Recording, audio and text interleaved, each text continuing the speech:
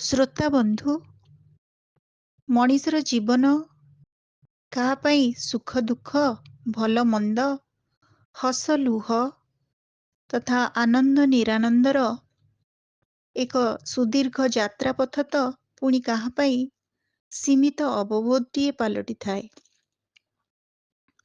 ଯଦି ଅବସାଦର ଶେଷତମ ସୋପାନରେ ସାମାନ୍ୟ ଖୁସି ମିଳେ, ତାକୁ ମଧ୍ୟ ବେଳେବେଳେ ମଣିଷ ଆନନ୍ଦରେ ଗ୍ରହଣ କରିପାରେନି।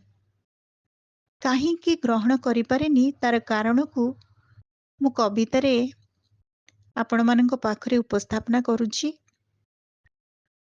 ମୋ ଶବ୍ଦ ଉତ୍ତରଣ କବିତା ସଂକଳନସ୍ଥ ଏକ ସୁନ୍ଦର କବିତା ଜୀବନ ଓ ପାନ୍ଥଶାଳା। କବିତାର ଶୀର୍ଷକ ଜୀବନ ଓ ପାନ୍ଥଶାଳା। ସନସନ୍ ଆକାଶ ତଳେ ସ୍ତବ୍ଧ ପୃଥିବୀର ଯେତେ ସବୁ ବିକଳ ଦରଦ, ଭଙ୍ଗାରୁଜା ଟାଣପଣ, ଝିଁବା ଜ୍ୱଳନ। ସନସନ୍ ଆକାଶ ତଳେ ସ୍ତବ୍ଧ ପୃଥିବୀର ଯେତେ ସବୁ ବିକଳ ଦରଦ, ଭଙ୍ଗାରୁଜା ଟାଣପଣ, ଝିଁବା ଜ୍ୱଳନ। ଅବିଶ୍ୱାସ ଇଲାକାରେ କା ପିଠିକୁ ଆଉଜି ଆଉଦଣ୍ଡେ ଝିଁବାର ଇଚ୍ଛା।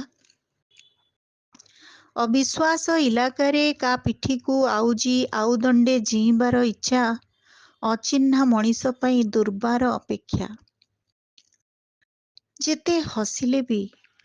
ଯେତେ ହସିଲେ ବି ଚାରିଆଡ଼େ ବହଳିଆ ଅନ୍ଧାରର ଛାଇ। ଡର ଲାଗେ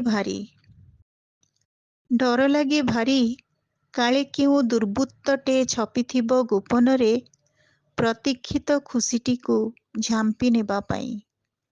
ଯେତେ ହସିଲେ ବି ଚାରିଆଡ଼େ ବହଳିଆ ଅନ୍ଧାରର ଛାଇ।